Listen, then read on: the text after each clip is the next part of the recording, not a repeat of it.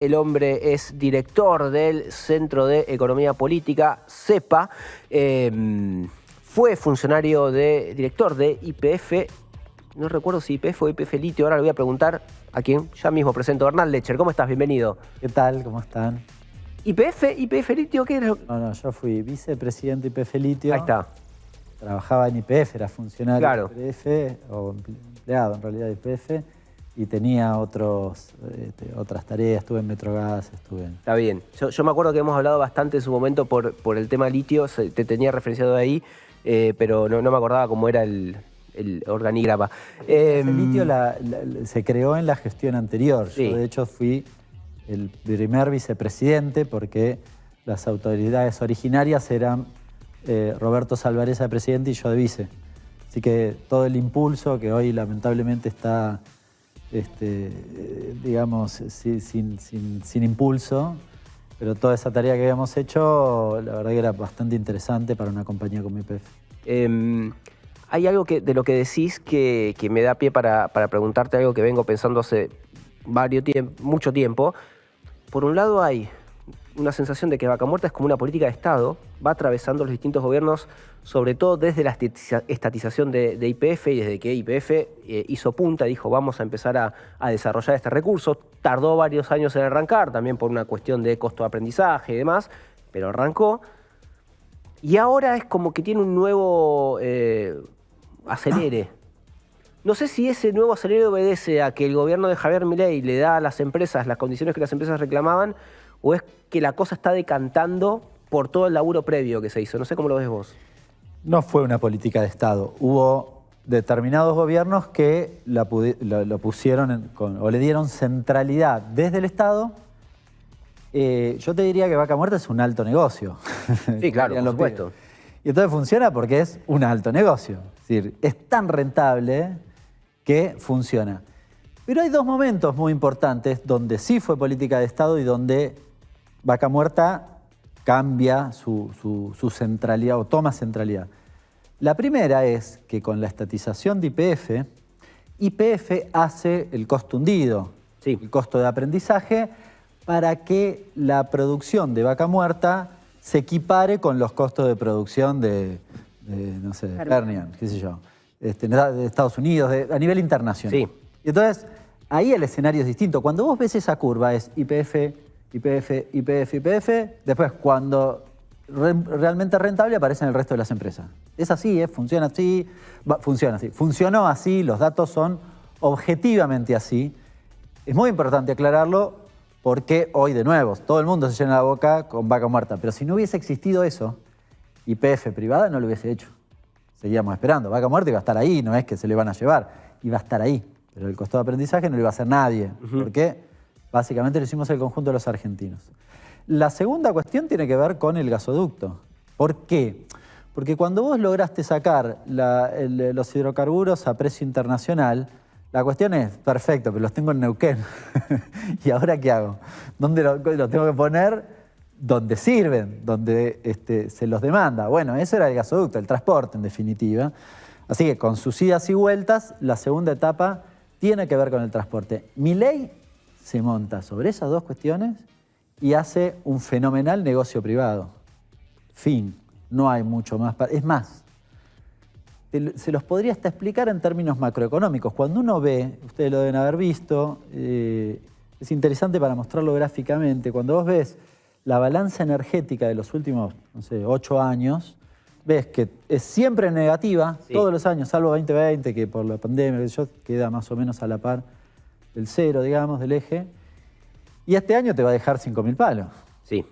¿Por qué? ¿Porque la política de gobierno fue acertada? ¿Porque el RIGI funciona? No, falso, por el gasoducto. Chau. No hay ninguna discusión. Está bien, pero el año que viene van a ser 8.000 y la expectativa es que de acá a 10 años sea una nueva cosecha, digamos. Porque el negocio es palos ahí. Porque el negocio, no chino de China, como dicen los pies. Porque el negocio es muy rentable. Yo en estos días repasé, vieron que el gobierno hace particular hincapié sobre el tema del RIGI. Y dice, bueno, el éxito del RIGI. De hecho, el presidente hace unos días dijo 11.800 millones de dólares tenemos de anuncio de inversiones del RIGI. Bueno, no son 11.800, son alrededor de 9.000. De hecho, Caputo, su ministro de Economía, los publica, así que es bastante fácil, nosotros los listamos. Bueno, son unos 8 proyectos, 9 proyectos. De esos 8 proyectos, supongamos, 7 estaban anunciados en el 2023, antes del RIGI. Es decir, no es por el RIGI. Ahora se montaron en el RIGI, sí, claro, sí es más barato. Pero capaz los hacen ahora, no sería una diferencia menor.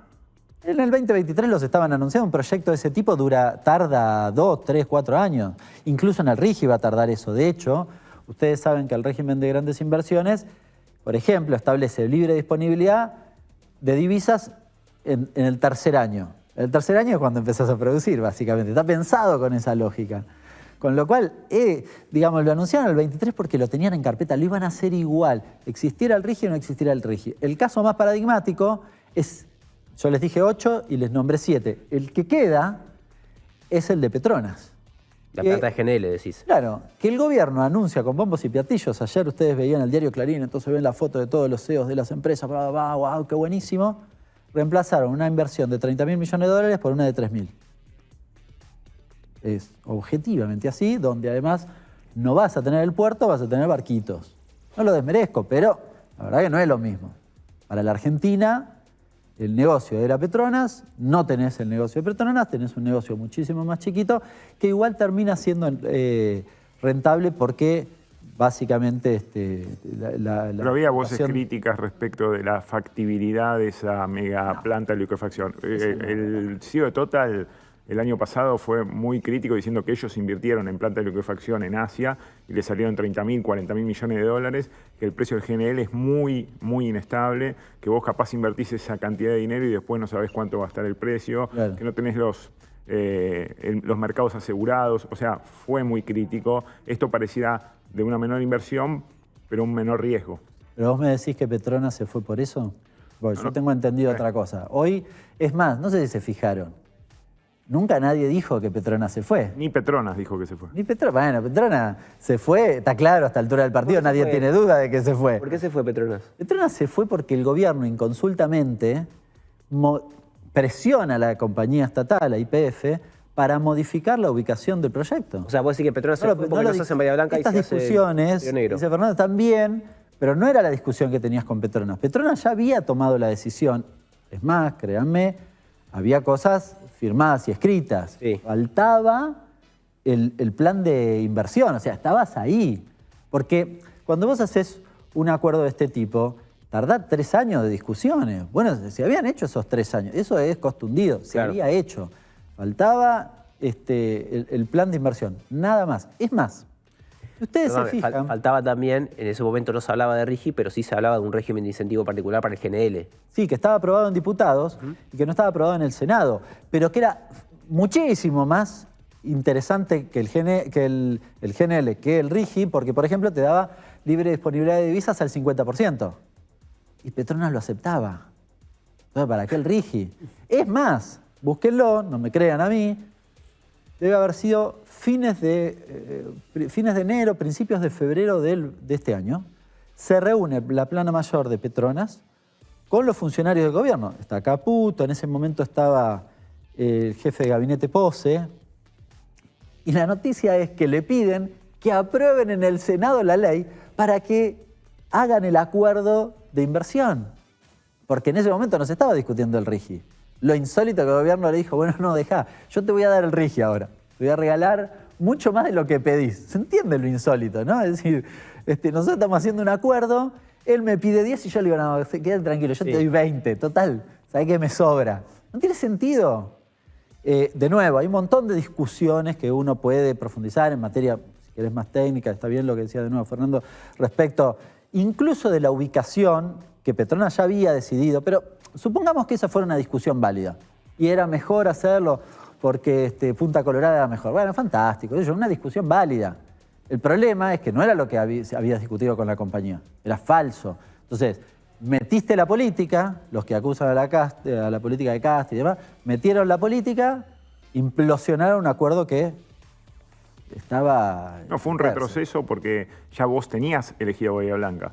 Porque Claro. si hubiera sido desde cero, vos decís, bueno, Río Negro, Bahía Blanca, pero cuando vos ya avanzás en una dirección y tenés que retroceder para ir en otra dirección, ellos vendieron como un avance el irse a Punta Colorada y en realidad era claramente un retroceso en los tiempos del proyecto. Y era más caro para Petronas, que era una cosa que nunca se dijo, pero era más caro. ¿Por qué? Porque armar un puerto en Bahía Blanca, donde, por ejemplo, en términos logísticos, tenés que comprar un tornillo, lo tenés a la vuelta, era naturalmente más fácil de hacer y menos costoso. Por eso hay cosas que no se dijeron, pero que eran importantes y que además la compañía, imagínense, nosotros venimos discutiendo y yo un día digo no, y cambio las condiciones y se lo digo a la tele. Y a ustedes no les aviso. Es poco serio. Bueno, fue un problema para nuestro país. Insisto, volviendo al punto original, el RIGI que venden con bombos y platillos y demás, tampoco está impulsando Vaca Muerta. Vaca Muerta funciona porque, pues Vaca Muerta, diría. Bueno, menos mal, ahí las petroleras querían que dentro del RIGI estuviera la explotación hidrocarburífera y ahí por lo menos el gobierno le dijo que no, pues si no ya era un escándalo porque ya les iban a dar un beneficio por algo que ya estaban haciendo efectivamente, no que prometen que van a hacer, sino que están haciendo ahora. Sí, exactamente, pero por eso, de nuevo, el incentivo de lo rentable en el caso de Vaca Muerta, podría extenderlo al litio, es tal que no se justificaba un proyecto o un régimen de inversiones de esas características. Yo he estado, Luciano ha estado, en el 2023 debo haber ido a 8 congresos de litio barra minería. Cada persona que se subía al estrado decía, invierta en la Argentina, que es un negocio chino. Más de uno decía que la Argentina era más barata que Chile en la producción litífera, lo cual es verdad. Ahora, cuando vos le preguntás a la gente, da la impresión que fuera lo contrario. Bueno, es falso. Lo que pasa que la pregunta, llegado a este punto, es, entonces, ¿por qué Milei hace lo que hace o hizo lo que hizo? Bueno, porque, de nuevo, no es una política de Estado. Lo que está haciendo es una política para un sector privado altamente concentrado. Nosotros la vamos a ver pasar. Me preocupa eso. Me preocupa porque yo históricamente, ¿cuál fue mi mirada? Vos tenés una bolsa de dólares metida bajo la tierra, digo, en Vaca Muerta, lo pienso en términos macroeconómicos, que te puede resolver la restricción externa. Bien, ahora generaste un entorno económico que implica que puedas correr riesgo frente a esa posibilidad. ¿Por qué? Porque los dólares son de libre disponibilidad, los vas a ver pasar. Entonces, digo, así se cumple este humo exportador y todas las proyecciones para Vaca Muerta, sí, así como están dadas las cosas, no se va a traducir en una mejora para el total de los argentinos. O sea, eso que estamos festejando tanto hoy, ¿no? Las inversiones, todo el desarrollo, todo ese potencial, toda esa promesa, digo, nada garantiza que se traduzca en un mayor bienestar para Craco, para Rafael, ¿o sí? Peor, ya no garantiza eso. ¿Por qué? Porque cuando ellos, yo y vos, vamos a cargar nafta a la estación de servicio acá cerquita, pagamos el combustible como si viviéramos en un país que no produce un solo litro de combustible. Lo cual, para mi forma de ver, alguno dirá otra cosa, para mi forma de ver es un despropósito, porque cualquier país razonable que tiene un recurso en exceso, digamos, intenta que su población haga uso de ese recurso. En nuestro caso, bueno, los hidrocarburos. Ustedes saben que la ley Bases establece que por primera vez en la historia, desde la creación de YPF hace 100 años atrás para acá, por primera vez en la historia, el concepto sobre el que se trabaja en materia energética cambió. Vos siempre, incluso en la época de Macri, que después en la práctica hizo otra cosa, pero ¿bajo qué premisa trabajabas? Bajo la premisa del autoabastecimiento energético. Yo produzco energía, pero en primer lugar tratar de saldar la demanda energética de mi propio país, en términos productivos, para la gente, sí, lo que sea. Bueno, eso no existe más. Ahora es maximización de la ganancia. Lo dice la ley base. Está escrito en una ley. Sí. Por primera vez en 100 años. Sí, la Secretaría de Energía después, en la reglamentación, da ciertas premisas de abastecimiento interno, pero no dice nada de precio, por ejemplo. No, dice que tiene que ser a paridad internacional. Exactamente. Lo reglamentaron hace unos días. Sí, sí, sí. Dice paridad internacional. Está claro. Bueno, es decir, yo no puedo, es más, pero además porque era el interés que el gobierno tenía, que después se plasmó, lo matizaron un poquito, porque era un escándalo, lo matizaron un poquitito, pero es finalmente el objetivo que tiene. En la versión original de la ley Bases había una regulación a la inversa, no sé si se acuerdan.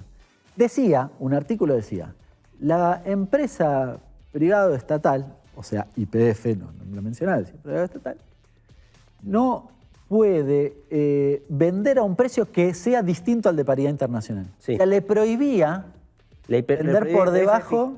Marcar el precio interno. Claro, pero el precio no podía ser debajo de eso. Las demás sí podían. Bastante raro. No es decir, Sí. y finalmente es una regulación. Un gobierno que desregula, regula. ¿no? Igual ninguna lo iba a hacer.